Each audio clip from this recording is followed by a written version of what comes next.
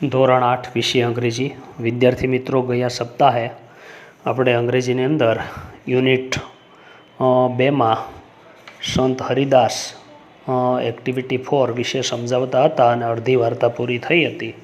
અડધી જે બાકી હતી એ હવે અત્યારે આપણે તમને આગળ સમજાવીએ છીએ અને આ પહેલાં અડધી જે પૂરી થઈ છે એનો અભ્યાસ તમે કર્યો હશે.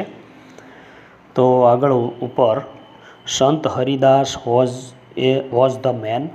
સંત હરિદાસ માણસ હતા. તાનસેન ટોલ્ડ અકબર એબાઉટ હિમ. તાનસેને તેના વિશે અકબરને કહ્યું. હી વોઝ તાનસેન્સ ગુરુ. તે તાનસેનના ગુરુ હતા. હી લીવડ એ વેરી સિમ્પલ લાઈફ. તેઓ ખૂબ જ સરળ જીવન અથવા તો ઘણું સામાન્ય જીવન જીવતા હતા. સિમ્પલ એટલે સાદું આમ તો, અને સ્પેલિંગ છે SIMPLE, સિમ્પલ એટલે સાદું. તેઓ ઘણું સાદું જીવન જીવતા હતા. He was devoted to music and to lord Krishna. તેઓ સંગીતની ભક્તિ કરતા હતા, ડિવોટેડ, અને તેઓ કૃષ્ણને માનતા હતા.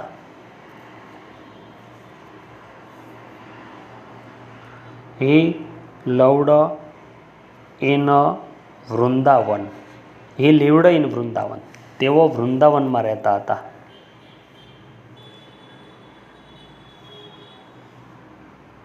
એટલે આનું જે પહેલાંનું વાક્ય છે, he was devoted to music and to lord Krishna, એટલે કે સંગીત દ્વારા તેઓ કૃષ્ણ ભગવાનની ભક્તિ કરતા હતા. હી લીવડ ઇન વૃંદાવન. તેઓ વૃંદાવનમાં રહેતા હતા. In A Hut on the bank of river Yamuna. Hut HUT, હટ એટલે ઝૂંપડી. તેઓ જમુના નદીના કિનારે ઝૂંપડીમાં રહેતા હતા. અને બેંક એટલે કિનારો થાય, BANK, બેંક એટલે કિનારો. His disciples were Baiju Bawra and Tansen. Disciples એટલે આજ્ઞાંકિત થાય. તેના આજ્ઞાંકિતો બૈજુ બાવરા અને તાનસેન હતા. When Tansen and the king reached the place. જ્યારે તાનસેન અને રાજા તેમના સ્થળે ગયા. સંત હરિદાસ વોઝ બિઝી. ત્યારે સંત હરિદાસ કાર્યરત હતા. With his daily routine. તેના રોજબરોજના કાર્યની અંદર કાર્યરત હતા. રૂટીન એટલે રોજબરોજનું. એનો સ્પેલિંગ થાય છે ROUTINE. હી ગ્રીટેડ બોથ. તેણે બંનેને આવકાર્યા. ગ્રીટેડ એટલે આવકારવું. When they requested him to sing he smiled and said. જ્યારે, વહેન એટલે જ્યારે, તેઓએ તેમને ગાવા માટે વિનંતી કરી. રિક્વેસ્ટ એટલે વિનંતી, અને રિક્વેસ્ટેડ વિનંતી કરી. તેઓએ વિનંતી કરી ત્યારે તેમણે હાસ્ય સાથે કીધું, I am not a great musician. હું કાંઈ મહાન સંગીતકાર નથી. I sing as you sing. તમે ગાઓ છો એવું જ હું ગાઉં છું. I left singing many days ago. Left LEFT. અહીંયા મૂળ શબ્દ લીવ છે, LEAVE, લીવ એટલે છોડી દેવું, અને એનું ભૂતકાળ બન્યું છે લેફ્ટ, LEFT. લેફ્ટ એટલે છોડ્યું. સિંગિંગ એટલે ગાવાનું. મેની એટલે ઘણા, ડેઝ એટલે દિવસો, એગો એટલે અગાઉ. મેં ઘણા દિવસો અગાઉ ગાવાનું છોડી દીધું. સો આઈ કાન્ટ સિંગ પ્રોપરલી. હવે હું યોગ્ય રીતે ગાઈ શકતો નથી. Tansen, his favorite disciple could not persuade him to change his mind. Tansen તેનો પ્રિય, ફેવરિટ એટલે પ્રિય, ડિસિપલ એટલે આજ્ઞાંકિત, એમનો પ્રિય આજ્ઞાંકિત તેને તેના મગજમાં કોઈ ફેરફાર કરાવી શક્યો નહીં. હિઝ માઇન્ડ તેનો વિચાર કે એના મગજની અંદર પરસ્વેડ ફેરફાર કરાવી શક્યો નહીં, એટલે કે એને ગૌરવી શક્યો નહીં. હાઉએવર, તો પણ, Tansen knew how to get round him. તાનસેને જાણ્યું કે તેની ફરતો કઈ રીતે ફરવું એમ. He offer to sing before his guru. તેણે ઓફર્ડ એટલે રજૂ કર્યું, ટુ સિંગ બિફોર હિઝ ગુરુ, તેના ગુરુ સમક્ષે એણે ગાવાનું શરૂ કર્યું. ધેન પછી એઝ તાનસેન સેંગ, પછી તાનસેને ગાયું. અહીંયા ઓફર એટલે રજૂઆત કરી ગાવા માટેની તાનસેને એમના ગુરુ સમક્ષ, અને પછી તાનસેને ગાયું. He made some mistake again and again. એણે કેટલીક ભૂલો વારંવાર કરવા લાગ્યા Tansen. That's not the right note Tansen. Tansen cried his guru. That's not the right note. આ બરાબર નથી. તાનસેન, તેણે ધ્યાન દોર્યું. નોટ એટલે ધ્યાન દોર્યું ખરી રીતે. રાઇટ નોટ, તે આ બરાબર સારું નથી. ક્રાઇડ હિઝ ગુરુ, તેના ગુરુએ બૂમ પાડી. What has happened to you. તને શું થયું? સેડ ધ ગુરુ, ગુરુએ કીધું કે આ બરાબર ગાતો નથી તું, એમ બૂમ પાડીને કીધું, એટલે કે તને શું થઈ ગયું એમ. Tansen pretended not to understand. Tansen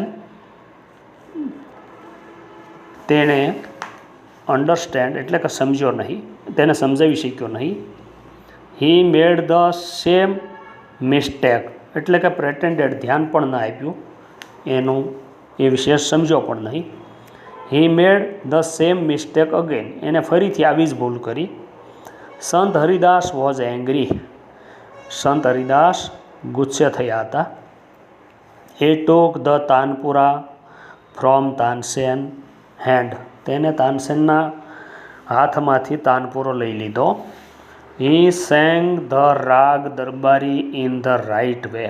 અને તેણે ખરી રીતે દરબારી રાગ ગાયો. He went on to the next and the next. એણે ફરીને ફરી આ વિશે ગાયું. The sweetness of his voice spread all around. All around એટલે આજુબાજુ, અને સ્વીટનેસ એટલે કે મધુરતા, તેના અવાજની મધુરતા ચારે બાજુ ફેલાઈ ગઈ. Both the king and Tansen forgot વહેર they were. બંને જણ, રાજા અને તાનસેન, ક્યાં હતા તે ભૂલી ગયા. The king realised that Tansen was right. રાજાને સમજાયું કે તાનસેન ખરો હતો. He had certainly never heard any music like this before. તેણે ચોક્કસ માન્યું કે આ પહેલાં ક્યારેય આવું સંગીત એણે સાંભળ્યું નહોતું. હી સેડ, તેણે કીધું, આઈ એગ્રી, હું સંમત છું. Sant Haridas is the greatest musician. Sant Haridas સૌથી મહાન સંગીતકાર છે. No other musician is so great as him. બીજો કોઈ પણ સંગીતકાર તેની જેટલો મહાન નથી. તે વોકડ બેક સાયલન્ટલી. તેઓ શાંતિથી પરત ફર્યા. Then the king broke the silence. પછી રાજાએ શાંતિ તોડી. એટલે કે બંને જણ મૂંગા હતા, કોઈ બોલતું નહોતું, પણ રાજા બોલવા લાગ્યા. Why can't you sing like him? ઉસ્તાદજી, તમે આવું કેમ નથી ગાઈ શકતા ઉસ્તાદજી? એમ રાજાએ તાનસેને કીધું. તાનસેન સ્માઇલ્ડ. તાનસેને હાસ્ય સાથે કીધું. શહેનશાહ, આમ હાસ્ય સાથે બોલ્યા. શહેનશાહ, આઈ સિંગ એટ યોર કમાન્ડ. હું તમારા આદેશમાંથી ગાઉં છું. The command of the king of Hindustan. અને તે હિન્દુસ્તાનના રાજાના કમાન્ડથી. ગુરુજી સિંગ્સ. ગુરુજી ગાય છે. For the one who is the king of Kings. અને ગુરુજી તો રાજાઓના રાજા માટે થઈને ગાય છે, એટલે કે ભગવાન માટે ગાય છે ગુરુજી. એટલે એમના અવાજની અંદર એટલી બધી મધુરતા ફેલાય છે. આમાં આ વાર્તાનો સાર છે. મિત્રો, અહીં તમને હું શબ્દો આપું છું અને એ શબ્દોના સ્પેલિંગ અને ગુજરાતી મને જણાવો. તો પહેલો શબ્દ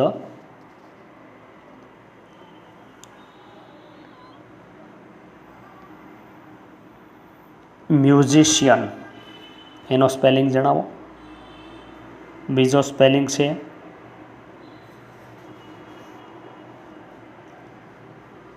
એરાઉન્ડ, AROUND. અને ત્રીજો સ્પેલિંગ છે એગ્રી. આ ત્રણેય સ્પેલિંગ મને તમે જણાવશો. હવે નીચે જે પ્રશ્નો છે એની સૂચના આ મુજબ છે. Mark tree or false for this sentences. આ વાક્યો ખરા છે કે ખોટા, અને ખરા માટે ટી અને ખોટા માટે એફ. ટ્રુ એટલે ખરું થાય અને ફોલ્સ એટલે ખોટું થાય. એટલે એના માટે સાચા માટે ટી કહેશો અને ખોટા માટે એફ કહેશો. તો વાક્યો આ મુજબ છે, માત્ર તમારે ખરા કે ખોટા મને કહેવાના છે. પહેલું વાક્ય, Tansen agreed that he was the best singer. Tansen સંમત થયા કે તે શ્રેષ્ઠ ગાયક હતા. વાક્ય ખરું કે ખોટું, ટ્રુ ઓર ફોલ્સ, જે તમારે જણાવવાનું છે. બીજું, સંત હરિદાસ લીવડ ઇન એ હટ. સંત હરિદાસ ઝૂંપડીમાં રહેતા હતા. ત્રીજું, સંત હરિદાસ કેમ ટુ અકબર્સ કોર્ટ.